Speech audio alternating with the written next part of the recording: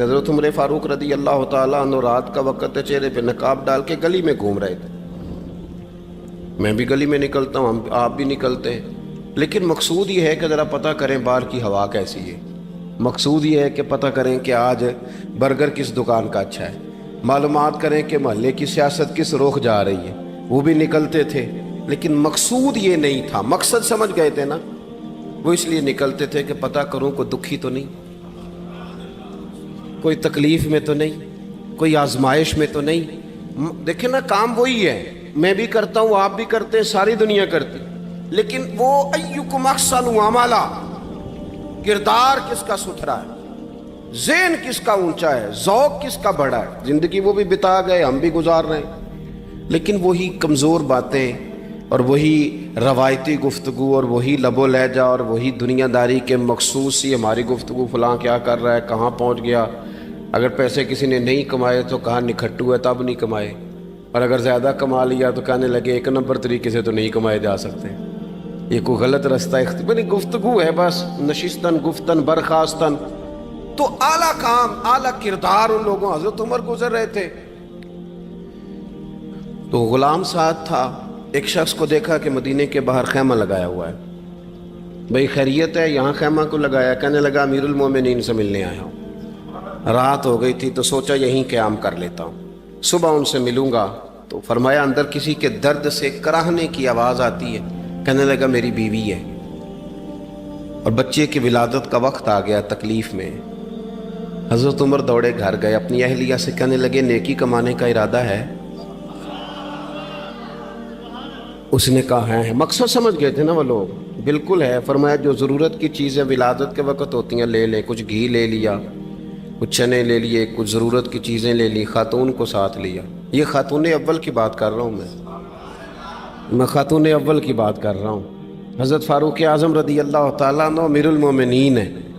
حضرت عمر نے اپنی اہلیہ کو ساتھ لیا، جہاں وہ شخص تھا وہاں آئے، اہلیہ نے حضرت عمر کے ذمہ کام لگایا، آگ جلا لیں، یہ تیل لے لیں، فلاں فلاں چیز گھی میں ڈال لیں، بنانی شروع کر دیں۔ فاروق اعظم نے ہاتھ کے اندر پکڑا ہوا برتن، چمچہ، ڈوئی بھی آخ لی دے، پنجابی ہے نا ہم، تو وہ کام کر رہے ہیں، چلا رہے ہیں، آگ جلا رہے ہیں، خاتون اندر ڈیوٹی کر رہی۔ تو وہ شخص جو تھا نا جس کی بیوی تھی، وہ کہتا میں 2-3 دفعہ کا غلام ادھر آ، فلانی چیز بتا۔ میرے ذہن میں یہ تھا کہ امیر المومنین نے کو بندہ کھڑا کیا آنے جانے والے مسافروں کا خیال کرے۔ میرے ذہن 2-4 دفعہ میں نے اپنے لفظوں میں بات بھی کہہ دی، لیکن جب اندر میرے بچے کی ولادت ہوئی تو اندر سے میری بیوی بولی اور حضرت عمر کی اہلیہ بولی اور بول کے کہنے لگی امیر المومنین مبارک ہو، آپ کے دوست کو رب نے بیٹا دیا ہے۔ وہ شخص کہتا ہے میں باہر کھڑا تھا، وجود تڑپ گیا، آنکھیں برس پڑی، کبھی نہیں رویا تھا پر کیفیت عجیب بن گئی، کوئی تقریر نہیں سنائی، کوئی اعلیٰ شعر نہیں انہوں نے پڑھا، میں نے جوں لے کر ان کے سر سے پاؤں تک دیکھا، میں نے کہا یہ وہی شخص ہے جس کا نام لے تو کیسر و کسرا کانپ جاتے ہیں، یہ وہی شخص ہے۔ میں نے جمعے میں کہا تھا کہ روب کپڑوں کا نہیں ہوتا، روب تو دیانتداری کا ہوتا ہے۔ ہاں، بڑا مال کما کے لوگوں نے بنائی ہوتی ہے کار کوٹھی تو بندے کھڑے ہو کے کہہ دیتے ہیں 2 نمبر طریقے سے آیا ہے، اور 13ویں-14ویں گریڈ کا ملازم ہو تو اس کے سامنے بہت بڑا افسر ڈر رہا ہوتا ہے یار بندہ دیانتدار ہے، یہ رشوت نہیں لیتا، سفارش نہیں مانتا، یہ میرٹ پہ کام کرتا ہے۔ تو روب تو آپ کی دیانتداری کا ہے، آپ کی سچائی کا ہے۔ اپنی زندگی میں جو لوگ مقصد سمجھ گئے، مقاصد پا گئے، کچھ کر گئے، ہم ذرا الجھ گئے ہیں۔ پہلے اتنا شاندار مکان بناتے ہیں، پھر مرنے کو کس کا دل چاہے، اتنی محنت کر کے جو ہے وہ کوٹھی بنائی ہے تو اب چھوڑ کے کون جائے۔ وہ تیار بیٹھے تھے، انہیں نبی کریم نے کہا تھا کن فی الدنیا کانک غریب او عابر السبیل، تم نے مسافروں کی طرح رہنا ہے۔ او میرے بھائی، کبھی دیکھا ہے ایئرپورٹ پہ مسافر لڑتا ہو کہ میں نے یہ جگہ خریدنی ہے؟ اسے پتہ ہے کہ ابھی فلائٹ آنی ہے، میں نے تو چلے جانا ہے۔ ریلوے اسٹیشن پہ جو جگہ ہوتی ہے وہ خریدنے کے لیے لوگ رٹا نہیں ڈالتے، انہیں پتہ ہے پہلی ٹرین سے چلے جانا ہے۔ بس سٹاپ پہ جھگڑے نہیں ہوتے کہ یہ کرسی میری ہے، جانا جو ہے مٹی دیں تے مٹی رہنا ہی، ایویں کا دی بلے بلے اج مٹی دے اتے بندیا تے کل مٹی دے تھلے. اتنا زیادہ مقصد نہیں نا جب سمجھتے تو بے چین ہے بے قرار. بعض لوگوں نے اتنے پیسے جمع کر لیے کہ اتنے کھا نہیں سکتے, اتنی ضرورت نہیں, لیکن اس کے باوجود ہے کہ وہ دوڑ ختم ہونے کا نام ہی نہیں لے رہی. حضرت صدیق اکبر رضی اللہ تعالیٰ عنہ امیر المومنین ہے. بادشاہوں کے بڑے بات ہوتی ہے. ہمارے ملک میں ایسے بھی بادشاہ گزرے ہیں کہ جو سفر پہ جاتے تھے تو خانسامے بھی لے جاتے تھے, باورچیوں کو بھی لے کے جاتے تھے کہ کھانا میری مرضی کا ہونا چاہیے. حضرت ابوبکر صدیق نے پانی مانگا, امیر المومنین, تو صحابہ نے نا شہد ملا پانی پیش کیا.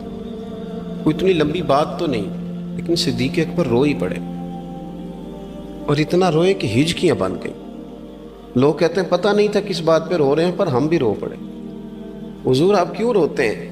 تو آپ فرمانے لگے یار مجھے آسانیوں میں مبتلا کرنے لگے ہو, مجھے ان دنیا کی لذات میں الجھانے لگے ہو. میں حضور کی بارگاہ میں بیٹھا تھا تو اللہ کے رسول فرما رہے تھے پیچھے ہٹ جا, پیچھے ہٹ جا, پیچھے ہٹ جا.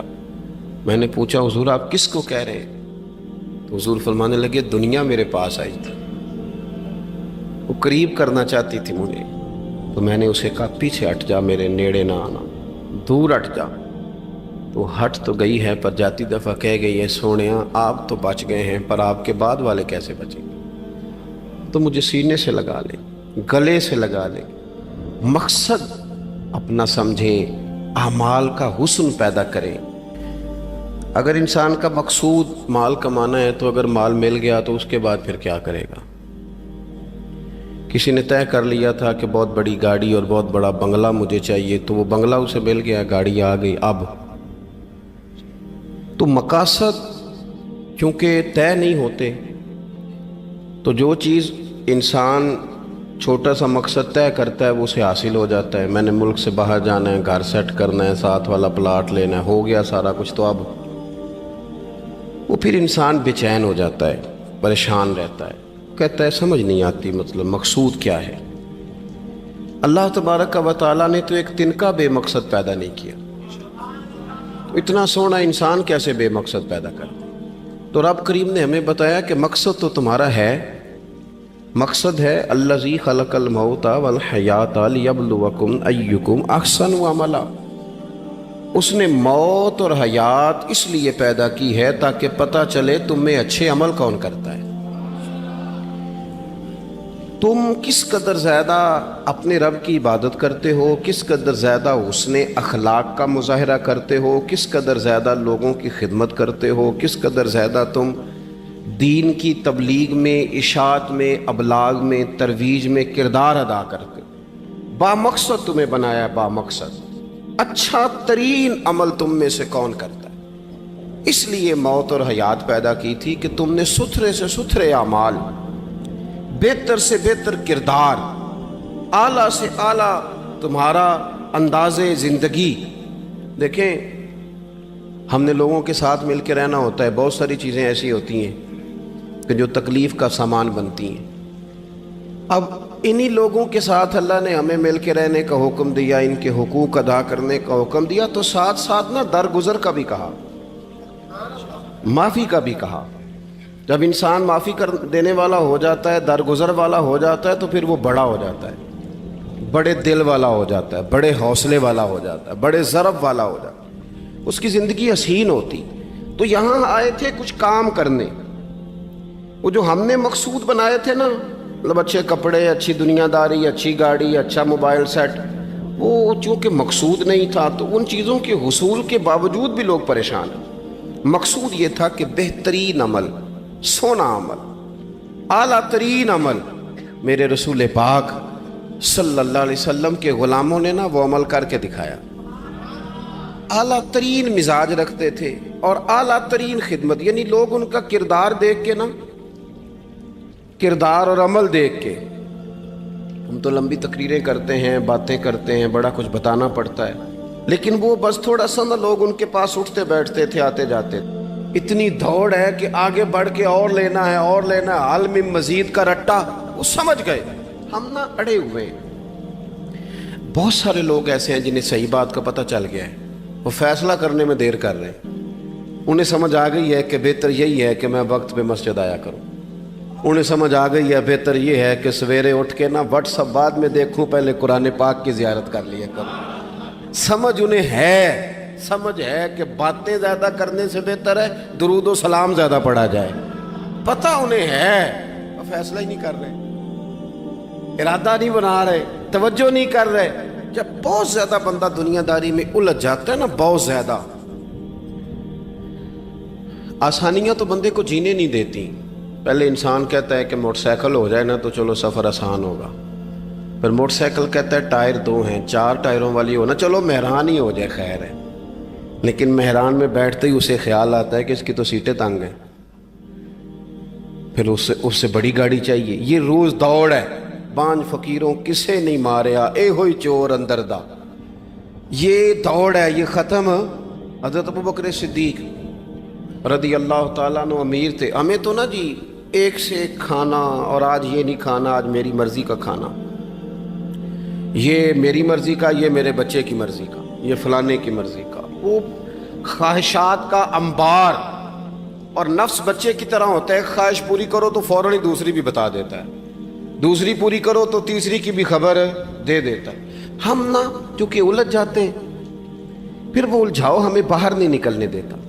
اگر تھوڑا تھوڑا کر کے، میرا مطلب یہ ہے کہ زندہ رہنے کے لیے روٹی کھانی ہے نا، مثلا روٹی کا لطف کتنی دیر ہوتا ہے، جتنی دیر منہ میں چباتے ہیں، اس کے بعد ختم۔ تو کپڑا تو پہننا تھا بدن چھپانے کے لیے، اس میں وہ کدھر سے آ گئیں ساری کہانیاں جو آج بن گئیں۔ اور اتنے میں نے عجیب و غریب نظام دیکھا ہے کہ نوجوان ہے، اچھا بھلا سیانا آدمی، کپڑے اس نے تازے سلوائے ہیں، اور 99 لوگوں نے کہا ہے صحیح لگ رہا ہے، تو صرف ایک نے کہا نہیں ٹھیک لگ رہا، وہ پریشان ہو جاتا ہے، کہتے بھی اس کا کچھ کروں۔ کیوں؟ اس لیے کہ یہی سارا مقصود سمجھ لیا ہے، کپڑے پہننا، اسی میں الجھ جانا۔ میں اکثر دوستوں سے کہتا ہوں، میں خود کسی دوسرے کی بات نہیں کرتا، بہت زیادہ عمر نہیں میری، میں خود جایا کرتا تھا، شادی کوئی آ گئی تو 2-3 دن پہلے ابا جی کہتے تھے پرانے جوتے کچھ گنڈوا لا، کچھ پالش کرا لا، توڑے میں ڈال کے جانا موچی کے پاس، اس نے کچھ سیٹ کر دینے۔ اب کہاں رہ گیا جی یہ کام، چھٹی نہیں ہو گئی، اب کون سا ایسا سلسلہ ہے؟ وہ جو کہیں سے کپڑا تھوڑا پھٹ جاتا تھا نا، تو اماں اس کو اس طرح پیوند کراتی تھی کہ ڈیزائن بھی بن جاتا تھا اور کام بھی چل جاتا۔ کدھر گیا وہ دور؟ لیکن تکلیف دیکھ لیں آج پہلے سے زیادہ ہے، لڑائی پہلے سے زیادہ ہے، آزمائش پہلے سے زیادہ ہے۔ کیوں؟ جتنی بھی خواہشات آپ بڑھاتے جائیں گے نا، مقصد فوت ہوتا جائے گا۔ جتنی بھی مقصود سفر کرنا ہے، گاڑی دکھانا تو مقصود نہیں نا، لیکن ہمیں وہ والی گاڑی چاہیے کہ لوگ ایک دفعہ انگلی منہ میں ڈالیں کہ وہ خو اس گاڑی پہ بیٹھا ہوا ہے۔ ہم مقصد سے پیچھے ہٹیں گے جب پھر تکلیف میں آئیں گے، پھر آزمائش۔ زندگی میں ہم نے جو چیزیں مینج کی ہیں وہ ساری دوسروں کے لیے، ہمارے لیے کوئی شے بھی نہیں۔ ولیمے پہ گئے تاکہ برادری راضی ہو جائے، تعزیت کے لیے گئے تاکہ محلہ راضی ہو جائے، فلانا کام کیا تاکہ لوگ جو ہیں وہ میرے حق میں ہو جائیں۔ ساری زندگی دوسروں کے لیے جی کے گزار دی، اور آپ نے 99 نیکیاں کی، ایک خامی آئی تو لوگ تو وہ تھے جو پھر بگڑ گئے۔ بہتر نہیں بندہ رب کو ہی راضی کرے۔ واللہ ورسولہ احق ان یرضوا، اللہ اور اس کے رسول کا زیادہ حق ہے کہ انہیں راضی کیا جائے، ان کا زیادہ حق۔ اپنی زندگی میں معاملات کو ترتیب دیں، ایک مخصوص ذہن بنائیں، اتنا سویرے قرآن شریف پڑھنا ہے، اتنا درود پاک، اور یہ راز ہو ہمارا اور ہمارے رب کا، یہ راز ہو، اتنی دیر مصلی پہ بیٹھنا ہے۔ میرے ایک دوست ہیں ڈاکٹر صاحب، میں بیٹھا تھا تو وہ ایک شخص کو کہہ رہے تھے تیرے دل میں کچھ باتیں ہیں، نکال دے تاکہ تیری ٹینشن ریلیز ہو جائے، تیری صحت ٹھیک ہو جائے گی۔ تو بندہ کہہ رہا تھا اچھا ٹھیک ہے ڈاکٹر صاحب۔ تو میں نے کہا کہ اگر آپ اجازت دیں تو ایک بات میں بھی کر لوں؟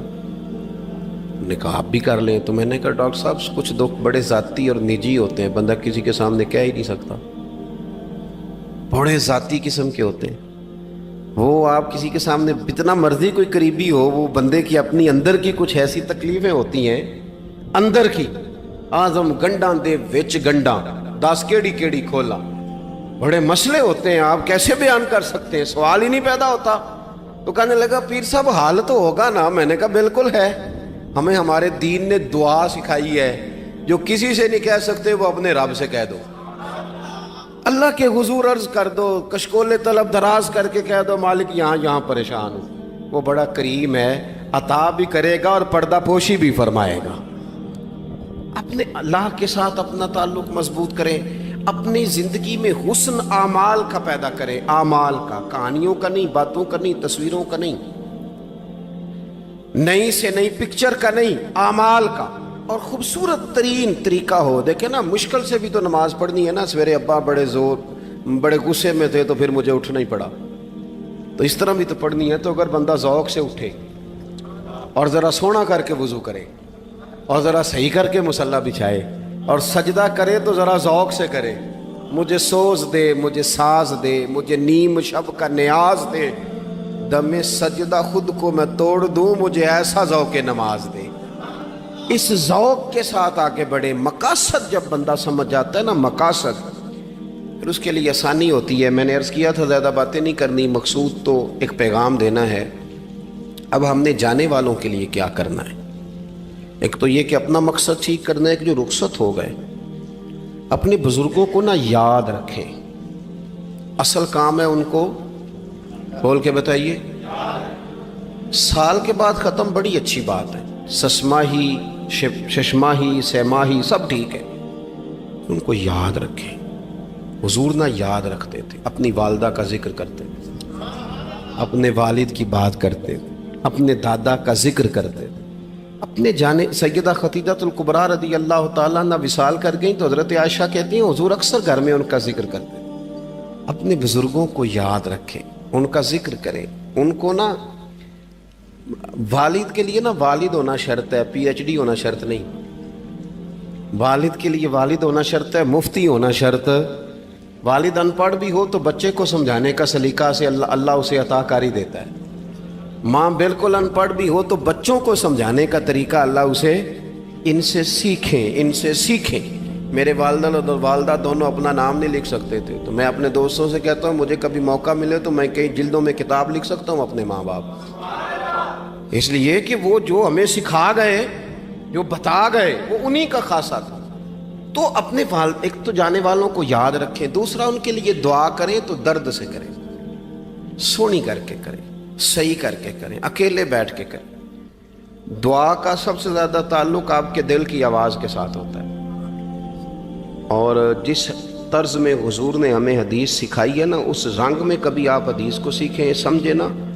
حضور فرماتے ہیں جس طرح دریا میں ڈوبنے والا سہارا تلاش کرتا، دریا میں اسے کتنی کو جلدی ہوتی ہے، غوطے لگ رہے ہوتے ہیں، وہ اس طرح کا نہیں ہوتا کہ میں عصر کی نماز کے بعد پھر آؤں گا تجھے نکالنے، اس طرح تو نہیں نہ ہوتا۔ دریا میں ڈوبنے والا جس طرح کشتی سہارا تلاش کرتا ہے، حضور فرماتے ہیں اس طرح قبر میں جانے والا دعاؤں کا انتظار کرتا ہے۔ آپ نے دیر کر دی دعا مانگنے میں، ختم دلانے میں دیر کر دی، کت صبح و شام ہمہ وقت دعا۔ ابھی آپ آیتیں سن رہے تھے سورہ ابراہیم کی، اللہ نے نماز میں رکھ دی، ربنا اغفر لی وَلِوَالِدَيَّ وَلِلْمُؤْمِنِينَ يَوْمَ يَقُومُ الْحِسَابُ۔ ایک تو انہیں یاد رکھیں، خوب دعا کریں، اور دوسرا کوشش کریں کہ وہ جو نیکیاں کرتے تھے وہ نیکیاں بھی جاری رہیں، جن لوگوں سے ان کا اچھا تعلق تھا وہ تعلق بھی قائم رہے۔ یہ بھی کوشش کریں کہ ان کے لیے صدقات و خیرات کریں، اور قیمتی صدقہ دیں۔ قیمتی، میں بات ختم کرنے لگا ہوں، بس قیمتی صدقہ دیں، قیمتی۔ 15 تولے سونا گھر میں پڑا ہوتا ہے، قیمتی ہوتا ہے نا۔ کبھی کسی نے چوک میں بتایا کہ آج 15 تولے سونا میرے گھر میں پڑا ہے؟ بولو نا، لگتا ہے تو 10 چھڑنا ہے۔ اگر گھر میں 50 لاکھ روپے کیش پڑا ہو تو چوک میں گلی میں آ کے آپ بات کریں کہ گھر میں پیسے پڑے ہیں؟ کیوں؟ کہ وہ قیمتی ہیں، کوئی لے نہ لے۔ تو یہ جو 5000 مسجد دیکھ کے سارے محلے کو بتاتے ہو، یہ بھی صدقہ تھا، یہ بڑا قیمتی چیز تھی، یہ بتانے والا نہیں تھا، یہ تو نیکی تو قیمتی تھی۔ قیمتی چیز جو ہوتی ہے وہ تو چھپائی جاتی ہے کہ بتائی جاتی ہے؟ یہ جو بیٹیاں ہیں نا اسلام کی، مائیں بہنیں، یہ قیمتی ہیں، اس لیے اسلام انہیں کہتا ہے تم گلیوں اور چوکوں میں آنے والی نہیں، قیمتی چیزیں، قیمتی چیزیں گھر کے اندر رہا کرتی ہیں۔ تم قیمتی چیزیں ہو، تمہارا وجود قیمتی ہے، تم کبھی ماں ہو، کبھی بیٹی ہو، کبھی بہن ہو، کبھی بیوی ہو، قیمتی ہو۔ اس لیے تمہیں اسلام کہتا ہے کہ گھر کے اندر رہو گی تو تمہاری قیمت رہے گی۔ کچھ چیزیں ایسی ہیں جو چوکوں میں گلیوں میں پھیل جائے تو ان کی قیمت نہیں رہتی، اس لیے تمہیں کہا جاتا ہے کہ گھر میں رہو۔ یہ جو تمہیں چونکوں میں لاتے ہیں یہ تمہیں بے وقت کرنا چاہتے ہیں، بے قیمت کرنا چاہتے ہیں۔ انسان تھوڑی دیر کے لیے، اگر تھوڑی دیر کے لیے غور کرے تو بڑے بڑے جانور انسان سے بڑے طاقتور ہیں، لیکن اللہ نے ان کی نکیل انسان کے ہاتھ میں تھما دی۔ اتنا بڑا جہاز ہے، ٹنوں وزن لے کے چل رہا ہے، انسان کے بس کی بات نہیں کہ وہ کئی لوگ لگ کے بھی اس کو اٹھا سکیں، لیکن اللہ نے اس کے قبضہ و اختیار میں کر دیا ہے۔ فرمایا هو الذی خلق لکم ما فی الارض جمیعا، زمین میں جو کچھ ہے سارا تیرے لیے بنایا ہے، آسمان میں جو ہے سارا تیرے لیے بنایا ہے۔ وما خلقت الجن والانس الا لیعبدون، فرمایا کل کائنات میں نے تیرے لیے بنائی ہے اور تجھے میں نے اپنی عبادت کے لیے پیدا فرمایا ہے۔ تو جنوں اور انسانوں کو اللہ نے اپنی عبادت کے لیے تخلیق فرمایا۔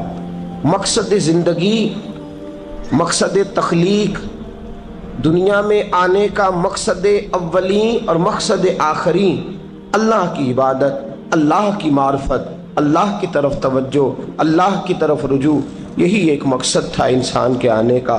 اسی کو قرآن نے بیان کیا تھا۔ اپنے اپنے مقاصد، درود شریف پڑھنے والے بلند صلاۃ و سلام علیک یا سید یا رسول اللہ۔ اپنے اپنے مقاصد، اپنے اپنے معاملات کو ہم نے ترتیب دے لیا ہے۔ صبح سے شام تک کے معاملات سارے کے سارے ہمارے ذاتی، نجی اور ہمارے اپنے بنائے ہوئے مقاصد کے تحت گزر رہے ہیں۔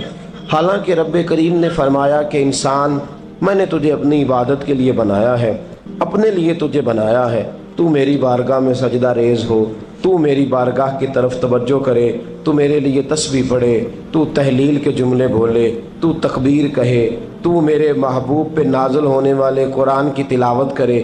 تجھے تو اس لیے بنایا تھا۔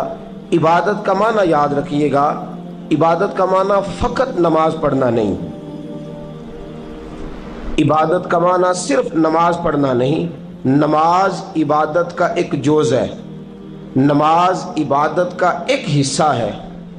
عبادت نماز پڑھنے کا نام نہیں، عبادت روزہ رکھنے کا نام نہیں، عبادت صرف اور صرف حج کرنے کا نام نہیں، فقط ذکر فکر کرنا عبادت نہیں، بلکہ اللہ کا حکم ماننے کا نام عبادت ہے۔ خدا رسول کی بات ماننے کا نام عبادت ہے۔ جہاں جانے کا خدا حکم دے وہاں چلے جاؤ، یہ عبادت ہے۔ جہاں جانے سے منع کر دے وہاں کبھی نہ جاؤ، یہ عبادت ہے۔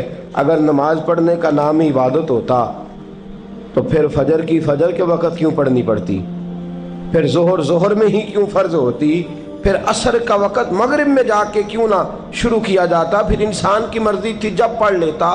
فرمایا نہیں، عبادت میری ہے، اصل میری اطاعت ہے۔ میں جب کہوں کہ یہ فجر کا وقت ہے تو تجھے فجر مان کے پڑھنا، جب کہوں ظہر کا وقت ہے تو ظہر مان کے۔ ہم نے عبادت کو مخصوص کر دیا، مسجد میں چلے جانا، نفل پڑھ لینا، کچھ دیر قرآن شریف پڑھ لینا، کچھ دیر اللہ کی عبادت کر لینا، کچھ دیر ذکر اذکار کر لینا، اس کا نام عبادت ہے۔ اور باہر نکل کے بے شک جھوٹ بولے، باہر نکل کے بے شک غیبت کرے، باہر نکلے اور کم تولے، باہر نکلے اور اپنی من مرضی کرے، تو یہ عبادت نہیں۔ اس لیے کہ ہم اس خدا کے ماننے والے ہیں جو صرف مسجد میں نہیں ہوتا، بلکہ جلوہ تیری ذات کا کو بکو ہے، میں جدھر دیکھتا ہوں ادھر تو ہی تو ہے۔ ہمارا خدا صرف مسجد میں نہیں ہے، اللہ ہر جگہ ہے۔ جے میں تینوں اندر جانا پھر مقید جانا، جے میں تینوں باہر سمجھا اندر کون سمانا، اندر بھی تویں باہر بھی تویں وچ بلا کون نمانا۔ اصل بات یہ ہے کہ جب خدا ہر جگہ ہے تو اللہ تبارک و تعالیٰ کا حکم ہر جگہ ماننا ہے، ہر جگہ اطاعت کرنی ہے، ہر لحاظ سے۔ رب کی بات ماننے کا نام عبادت ہے، اللہ کی، اس کے رسول الپاک صلی اللہ علیہ وسلم کی بات ماننے کا نام، توجہ ہے آپ کی میری بات پہ؟ عبادت کا مفہوم سمجھیے گا، عبادت کا مفہوم سمجھیے گا۔ ہمارا وہ دین نہیں جو پنڈتوں، جوگیوں، راہبوں کا مذہب ہے کہ جنگلوں میں نکل جاؤ، تسبیح لے لو، میں کھٹکتا ہوں دل عالم میں کانٹے کی طرح اور تو فقط اللہ اللہ اللہ، یہ مذہب نہیں۔ ہمارا دین کہتا ہے مسجد میں بیٹھ کے جو ذکر کرے گا اسے بھی ثواب ملے گا، اور جو محنت کر کے کما کے بچوں کو کھلائے گا اسے بھی ثواب ملے گا۔ ہمارا دین یہ کہتا ہے جو مسجد میں بیٹھ کے قرآن پڑھے گا اسے بھی ثواب ملے گا، اور جو گلی میں پڑا ہوا کانٹا اٹھا دے گا اسے بھی اللہ اجر عطا فرمائے گا۔ اللہ کا حکم ماننا، اللہ کا حکم ماننے کا نام عبادت۔ محمود غزنوی کے پاس ہیرا ہے، محمود غزنوی کے بڑے غلام تھے تو ایک بڑا پیارا تھا اسے، آپ جانتے ہیں اس کا نام کیا تھا؟ ایاز محمود غزنوی کو بڑا تو حسد شروع ہو جاتا ہے ہر جگہ، اللہ ماشاءاللہ، لوگ کہنے لگے بادشاہ ہر وقت اسی کو پیار کرتا رہتا ہے، ہر وقت اسی کی طرف توجہ کرتا رہتا ہے۔ بادشاہ نے ایک دن آزمانا چاہا، اتنا ہیرا تھا، موٹا ہیرا بادشاہ کے پاس۔ بادشاہ نے ایک وزیر صاحب کو بلایا، کہا یہ اینٹ پکڑو، ہیرے پہ مارو، اسے توڑ دو۔ کہنے لگا بادشاہ بات تیری ٹھیک ہے پر بڑا قیمتی ہیرا ہے، کیوں تڑوا رہے ہیں آپ؟ مال خزانہ میں رکھ دیں، کام آئے گا، کسی نہ کسی جگہ پہ استعمال ہو جائے گا، آپ کیوں اس کو تڑوانے کی ضد کر رہے ہیں؟ بادشاہ سلامت نے کہا اچھا تم نے ٹھیک مشورہ دیا، میں ہی جذبات میں آ گیا تھا۔ ایک دوسرے آدمی کو بلایا، اس کو کہا یہ ہیرا توڑنا ہے۔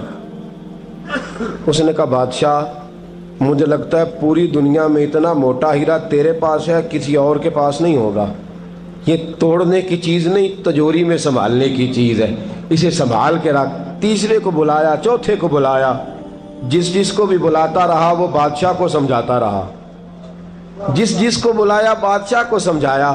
ایاز کی باری آئی، کہا ایاز ادھر آ، توجہ ہے آپ کی؟ ایاز ادھر آ، یہ ہیرا تو توڑ دے۔ اس نے اینٹ پکڑی، زور سے ماری، ہیرا توڑ دیا۔ بادشاہ کہنے لگا بڑا بیوقوف ہے بھئی تو، یہ سارے میرے خیر خواہ تھے، مجھے سمجھاتے رہے اور تو نے خیال ہی نہیں کیا، میں بیوقوف تھا تو تو بھی ساتھ ہو گیا، توڑ ہی دیا۔ کہنے لگا بادشاہ غلطی ہو گئی، مجھ سے غلطی ہو گئی، مجھے نہیں توڑنا چاہیے۔ اس نے کہا اچھا چل چھوڑ، ایک بات بتا، تیرے سامنے جو سب مجھے مشورے دے رہے تھے تو نے کیوں نہیں دیا؟ میں نے تجھے کہا توڑ دے، کیا لفظ ایاز نے کہے، کمال کر دی۔ کہنے لگا بادشاہ میرے دل میں خیال آیا ہیرا ٹوٹتا ہے تو ٹوٹ جائے، میرے بادشاہ کا حکم نہیں ٹوٹنا چاہیے، یہ ٹوٹتا ہے تو ٹوٹ جائے، یہ کرچی کرچی ہوتا ہے تو ہو جائے، خزانہ خالی ہوتا ہے تو ہو جائے، لیکن میرے مالک کا حکم نہیں ٹوٹنا چاہیے۔ بادشاہ میں ہر چیز توڑ دوں گا پر میں تیرا حکم نہیں توڑ سکتا۔ بس دوستو یہی عبادت ہے، بلا مثال و بلا تشبیہ بات سمجھیے گا۔ جس نے خدا کا حکم توڑ دیا اس نے عبادت نہیں کی، اور جس نے خدا کا حکم اچھا آؤ نماز کے لیے، دکان کا وقت ہے، گاہک بھی زیادہ آ گئے ہیں، رش پڑ گیا ہے، اب تھوڑا وقت مشکل ہو جائے گا، ذرا تھوڑی دیر میں پڑھ لوں گا۔ ہیرا ٹوٹتا ہے تو ٹوٹ جائے، گاہک آنے کا سلسلہ ٹوٹتا ہے تو ٹوٹ جائے، روزی آنے کا سلسلہ ٹوٹتا ہے تو ٹوٹ جائے۔ مسلمانوں خدا کا حکم نہیں ٹوٹنا چاہیے، رسول اللہ کا فرمان نہیں ٹوٹنا چاہیے۔ میرے رسول پاک صلی اللہ تعالی علیہ وسلم کا اقبال نے کیا کہا؟ کہنے لگا اے طائر لاہوتی، اس رزق سے موت اچھی جس رزق سے آتی ہو پرواز میں کوتاہی۔ کہا خدا کا حکم نہ توڑ بیٹھنا، اور عبادت بھی جس کو اللہ کہہ دے وہ عبادت ہے۔ ایک بندہ زوال کے وقت نماز پڑھنے کھڑا ہو جائے تو ہو جائے گی، کیوں؟ نماز نہیں پڑھ رہا؟ اچھا میں آپ کو روایت سناتا ہوں، شیر خدا مولا کائنات حضرت علی المرتضیٰ رضی اللہ تعالیٰ عنہ فرماتے ہیں رسول پاک صلی اللہ علیہ وسلم نے ہمیں منع فرمایا جب عید الفطر کا دن ہو یا عید الاضحیٰ کا دن ہو تو تم نے کیا کرنا ہے؟ فجر کی نماز پڑھنی ہے، اس کے بعد اشراق چاشت نہیں پڑھنی، فجر سے لے کر عید کی نماز تک درمیان میں کوئی نماز نہ پڑھنا۔ جب عید کی نماز ہو چکے پھر تمہیں اجازت ہے جتنے مرضی نفل پڑھو، لیکن فجر سے لے کر عید تک تم کوئی اور نماز نفل درمیان میں نہ پڑھنا۔ حضرت علی المرتضیٰ شیر خدا کا زمانہ ہے، عید کا اعلان ہو گیا، عیدگاہ میں لوگ اکٹھے ہو رہے ہیں، ایک شخص دوڑا آیا، اس نے آ کے نماز کی نیت باندھ لی۔ توجہ ہے آپ کی؟ میں نے کہا عبادت ہے خدا کا حکم ماننے کا نام۔ حضرت علی رضی اللہ تعالیٰ عنہ نے نماز کے بعد اس شخص کو بلایا، فرمایا ادھر آ، تجھے نہیں پتا کہ جب تک عید کی نماز نہیں ہوتی کوئی اور نفل نہیں پڑھیں گے؟ کہنے لگا جی میں نے نماز ہی پڑھی ہے، کوئی جرم کیا ہے؟ نماز پڑھی ہے نا میں نے، سجدہ کیا ہے، کوئی جرم ہے؟ حضرت علی نے تلوار نکال لی، فرمایا جو مصطفیٰ کی سنت توڑ کے نفل بھی پڑھے گا میں اس کا بھی سر قلم کر دوں گا، جو رسول پاک کے حکم کے خلاف عبادت بھی کرے گا اس کو بھی قتل کر دیا جائے گا۔ توبہ کر۔ یاد رکھیے گا عبادت خدا رسول کی بات ماننے کا نام ہے۔ آپ سویرے 8 بجے اٹھ کے کھڑے ہو جائیں کہ میں نے تو فجر پڑھنی ہے، فجر کا وقت 8 بجے نہیں ہوتا، وہ گزر گئی 4 بجے، 4:15 بجے ہو چکا۔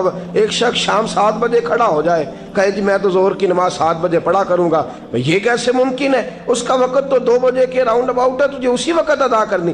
یاد رکھیے گا عزیز ساتھیو، عبادت اللہ کا حکم ماننے کا نام ہے، لیکن عبادت کی بہت بڑی جو ایک رکن ہے، عبادت کا بہت بڑا جو ایک جز ہے وہ نماز پڑھنا، بہت بڑا جز۔ حضرت محمد بن ابی بکر حضرت صدیق اکبر کے صاحبزادے رضی اللہ تعالیٰ عنہ کیا فرماتے ہیں؟ فرماتے ہیں مسلمانوں بڑے نصیبوں والے ہو، بڑے نصیبوں والے ہو، تمہیں تو اللہ کی بارگاہ میں جانے کے لیے اجازت ہی نہیں لینی پڑتی، اللہ نے تمہارے لیے دروازہ ہی کھول دیا ہے۔ جب دل کیا، وضو کیا، نماز کی نیت باندھی، اللہ کے دروازے کھل گئے، اور بغیر کسی ترجمان کے تم نے اپنے رب سے بات کرنی شروع کر دی۔ عبادت ایسی نعمت ہے، اللہ کی بارگاہ میں کھڑے ہونا، سجدہ کرنا اتنی بڑی فضیلت کی بات ہے۔ یہ حدیث میرا خیال ہے آپ کو کبھی بھولنی نہیں چاہیے۔ سید عالم نور مجسم شفیع معظم صلی اللہ علیہ وسلم نے فرمایا بتاؤ اگر کوئی کسی کے گھر مہمان جائے تو میزبان اس کے ساتھ کیا سلوک کرے گا؟ تو صحابہ کہنے لگا یا رسول اللہ جتنا میزبان اچھا ہوگا اتنا ہی اچھا سلوک کرے گا، جتنا وہ اعلیٰ ہوگا اتنا ہی اعلیٰ سلوک کرے گا، جتنا وہ عرفہ ہوگا اتنی ہی اس کی بات بھی بڑی ہوگی۔ نبی پاک صلی اللہ علیہ وسلم نے فرمایا جو مسجد جاتا ہے وہ اللہ کا مہمان ہے، جو مسجد جاتا ہے وہ اللہ کا مہمان ہے۔ فرمایا میزبان کے ذمے ہے کہ مہمان کے اوپر رحمت کرے، کرم کرے۔ فرمایا جب تو مسجد جاتا ہے تو خدا بھی رحمتوں کے دروازے کھول دیتا ہے، اللہ تیرے لیے فضل کے دروازے کھول دیتا ہے۔ نبی پاک صلی اللہ تعالی علیہ وسلم نے فرمایا جب تو اپنے گھر سے مسجد جانے کے لیے ابھی نکلتا ہے، ابھی تو گیا نہیں، ابھی تو نکلا ہے، فرمایا تو نے سیدھا پیر اٹھایا ہے تو تیرا ایک درجہ بلند ہو گیا ہے، تو نے الٹا قدم اٹھایا ہے تو تیرا ایک گناہ معاف ہو گیا ہے، پھر تو نے سیدھا قدم اٹھایا ہے تو تیرا ایک درجہ بلند ہو گیا۔ اپنی اپنی طبیعت ہے نا۔ حضور نے حدیث سنائی، حضرت سیدنا اسید بن حضیر رضی اللہ تعالیٰ عنہ دیہاتی آدمی تھے، مسجد نبوی سے دور گھر تھا، مسجد آنے جانے کے لیے گدھا رکھا ہوا تھا، گدھے پہ بیٹھ کے مسجد آتے تھے، نماز پڑھ کے اسی پہ بیٹھ کے لوٹ جاتے تھے۔ جس دن حضور نے فرمایا نا ایک قدم پہ ایک گناہ معاف ہوتا ہے، ایک قدم پہ ایک نیکی ملتی ہے، گدھا گھر ہی چھوڑا ہے۔ صحابہ کہنے لگے یار دور کا تیرا سفر ہے، تم آرام سے گدھے پہ آ جا۔ کہنے لگے کیوں؟ میں کیوں گدھے پہ آؤں؟ میں تو روز پیدل آؤں گا، تم سب کے تھوڑے تھوڑے گناہ معاف ہوں گے، تھوڑے تھوڑے درجے بلند ہوں گے۔ میں نے چونکہ دور سے آنا ہے، اللہ میرے زیادہ گناہ معاف فرمائے گا، میرے زیادہ درجے بلند فرمائے گا، میرے اوپر زیادہ کرم نوازی فرمائے گا۔ جو مسجد کی طرف چل کے آیا ایک ایک قدم پر اللہ اس کے درجے بلند کرے گا، ایک ایک قدم پہ اللہ اس کے گناہ معاف کرے گا۔ نبی پاک صلی اللہ تعالی وسلم کی اپنی سنت کیا ہے؟ حضرت زید بن ثابت رضی اللہ تعالیٰ عنہ فرماتے ہیں میں ایک دن حضور کے ساتھ مسجد کی طرف نکلا، جب ہم جانے لگے نا تو جو رسول پاک کا انداز تھا نا چلنے کا وہ بڑا پیارا ہوتا تھا، دھیما سا چلتے تھے، نظر مبارک جھکی رہتی تھی۔ سید عالم صلی اللہ علیہ وسلم کی ادائیں ایسی حسین تھیں، تیری سیرت تیری صورت زمانے سے نرالی ہے، تیری ہر ایک ادا پیارے ادائے بے مثالی ہے۔ فرمایا جھکی جھکی نظروں سے حضور چلتے تھے۔ آج میں ساتھ ہوں، پہلے بھی کئی دفعہ ساتھ تھا، مسجد کی طرف جا رہے تھے، کسی جگہ سے واپس لوٹے تھے، کسی کے گھر سے مسجد جا رہے تھے۔ فرمایا ہلکے ہلکے قدم، چھوٹے چھوٹے قدم، آہستہ آہستہ حضور چل رہے ہیں۔ فرماتے ہیں میرے دل میں بار بار خیال آتا بار بار خیال آتا کہ یہ حضور کا چلنے کا وہ انداز نہیں جس انداز میں حضور چلتے ہیں. چلتے پہلے بھی دھیما ہے, چلتے پہلے بھی بڑا پروقار ہے, لیکن آج کچھ زیادہ ہی آہستہ چل رہے ہیں, آج قدموں میں زیادہ ہی ٹھہراؤ آ گیا ہے. فرماتے میں بے چین تھا, میرے دل میں تصور تھا, جرت نہیں کرتا تھا پوچھ لوں اے پائے نظر ہوش میں آ یہ کوہ نبی ہے, آنکھوں سے بھی چلنا یہاں بے ادبی ہے. جرت نہیں ہوتی تھی کہ پوچھ ہی لوں, استفسار ہی کر لوں. فرماتے مسجد کا دروازہ آیا, کمال یہ تھا کہ آگے آگے حضور تھے, پیچھے پیچھے میں تھا. جب مسجد کا دروازہ آیا تو حضور نے رخ پھیرا, فرمایا تو سوچ رہا ہوگا کہ میں آہستہ آہستہ کیوں چل رہا ہوں, تو سوچ رہا ہوگا کہ میں آہستہ. ایک شعر ہے, اللہ کرے آپ کو یاد رہ جائے. میں بریلی شریف حاضر ہوا تو میں نے, ہمارے ایک شیخ تھے حضرت صدر العلماء علامہ تحسین رضا صاحب رحمۃ اللہ علیہ, میں نے ان سے کہا حضرت جی کو تازہ شعر لکھ کے دیں مجھے, تازہ. تو کہنے لگے لو تازہ شعر آیا ہے, ابھی لکھا ہے. اعلیٰ حضرت فاضل بریلوی کے بھائی تھے مولانا حسن رضا, ان کے پوتے ہیں مولانا تحسین رضا رحمۃ اللہ تعالیٰ علیہ. 2008 میں آپ کا وصال ہوا. تازہ شعر لکھا, کہنے لگے علم غیب رسول کے منکر اس حقیقت کو بھول جاتے ہیں. اللہ کرے آپ شعر کے حسن کو سمجھیں, اور جو شعری ذوق کے لوگ ہیں وہ سمجھے کہ بات کہاں سے چھیڑی ہے, کہاں تک گئی ہے. علم غیب رسول کے منکر اس حقیقت کو بھول جاتے ہیں. غیب مانا کہ راز ہے لیکن راز اپنوں سے کب چھپاتے ہیں. علم غیب رسول کے منکر اس حقیقت کو بھول جاتے ہیں. غیب مانا کہ راز ہے لیکن راز اپنوں سے کب چھپاتے ہیں.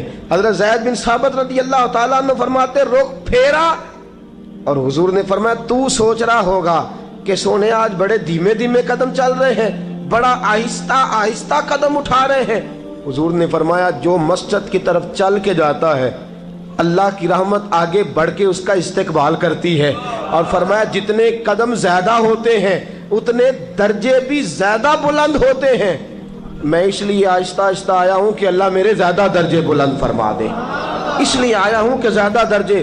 مسجد میں اس لیے آہستہ, عبادت کی فضیلت دیکھیں, گھر سے بندہ چلے, ابھی پتہ نہیں مسجد میں وضو کرنا ہے اس نے, ابھی پتہ نہیں 2 رکعتیں پڑھے گا کہ 4 پڑھے گا.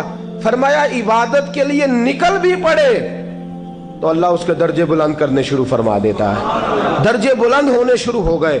بنو سلمہ قبیلہ ہے, محلہ ہے. بنو قریظہ یہودیوں کا محلہ تھا, اس کے بعد بنو سلمہ مسلمانوں کا محلہ تھا, اور تقریباً آج کے حساب سے 1.5-2 کلومیٹر کا فاصلہ تھا مسجد نبوی سے. پیدل چل کے آتے تھے لوگ.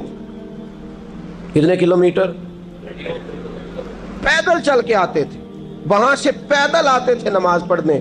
مسجد نبوی کے ساتھ یہودیوں کے مکان تھے, انہوں نے وہ جگہ خالی کر دی. بنو سلمہ قبیلے کے لوگوں نے چاہا کہ ہم جگہ کو خرید لیں. نبی کریم علیہ السلام کو پتہ چلا, حضور نے بلایا, فرمایا مجھے پتہ چلا ہے تم مسجد کے قریب آنے لگے ہو, ویسے ایک بات میرے دل میں ہے, میرا دل کرتا ہے کر دوں. صحابہ مسجد کے قریب رہنا پسند کرتے تھے, اور آج کل جی اے مولوی سون نہیں دیں دے. یقین کریں مسجد کے دائیں بائیں آگے پیچھے جو گھرانے ہوتے ہیں وہ کہتے ہیں جی ہم بڑے پریشان ہیں, یہ تو ہمیں سونے نہیں دیتے.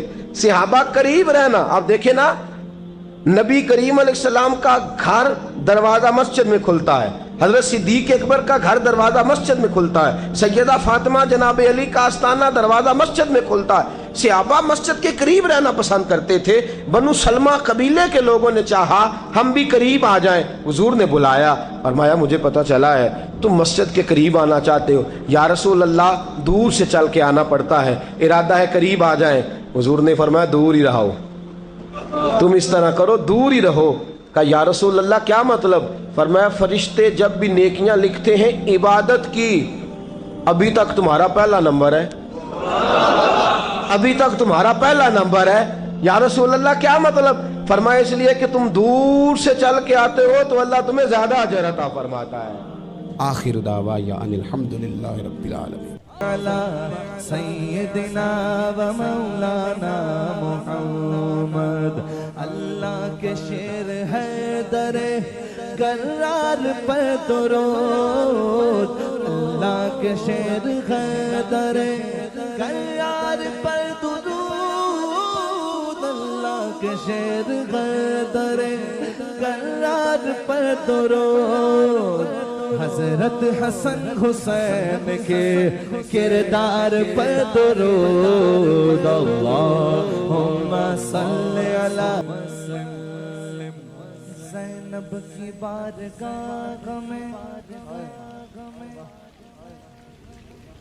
زینب کی بارگاہ میں زینب کی بارگاہ میں زینب کی بارگاہ میں سلام نیاز ہے زینب کی بارگاہ میں سلام نیاز ہے جو مرتضیٰ کی لاڈلی زہرا کا ناز ہے اللہم صلی علی سیدنا زینب و سیدنا حسن و سیدنا حسین